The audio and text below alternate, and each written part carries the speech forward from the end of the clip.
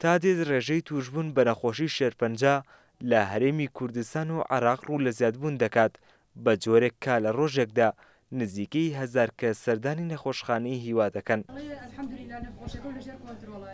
هێرۆیشەکە لە نەخۆشانی نەخۆشخانەی هیوا کەمباوەی 5 ساڵ لە سەردانی نەخۆشخانەکە دەکات و باس لەوە دەکات کە ڕۆژانە سەدان کەس دەبینێت کە سەردانی نەخۆشخانەکە دەکەن، بەڵام سەرباری ئەوە نەخۆشخانەی هیوا توانیوێتی باشترین خزمەتیان پێشکەش بکەن. سەرڕای ئەو قەرەباڵغی و جەنجاڵیش کە لێرە هەیە ئەوان زۆر بەباشی خزمەتی نەخۆشەکەن. بەڕاستی ئەوەی لە خەستخانەی هیوا ئەکرێ لە سەرتاسەری عالەمان ناکری.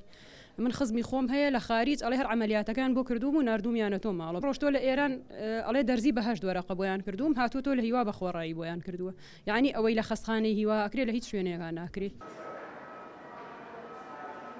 ڕۆژانە لە نەخۆشخانەکەدا 950 نەخۆش بە بەردەوامی چارەسەر وەردەگرن کە لە سەدا 10 منداڵن و لەو ڕێژێش لە سەدا 20 توشبووی جۆری شێرپەنجەی مەمکن کە لە ئێستادا دیارترین جۆری شێرپەنجەیە.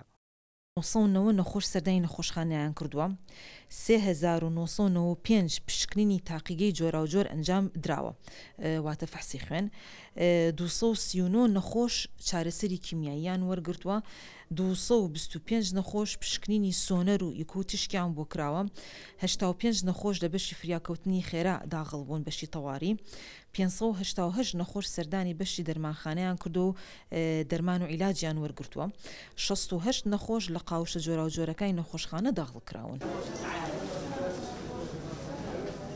سەرباری ناوچە جیاجیەکانی هەرێمی کوردستان ڕۆژانە لە ناوەڕاست و خواروی عێراقەوە بەردەوام هاوڵاتیان بە مەبەستی پشکنین سەردانی نەخۆشخانەکە دەکەن.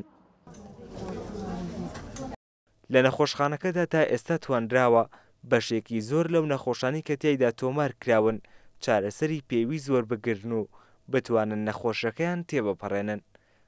بڕوابادین کورسات نیوس، سلێمانی.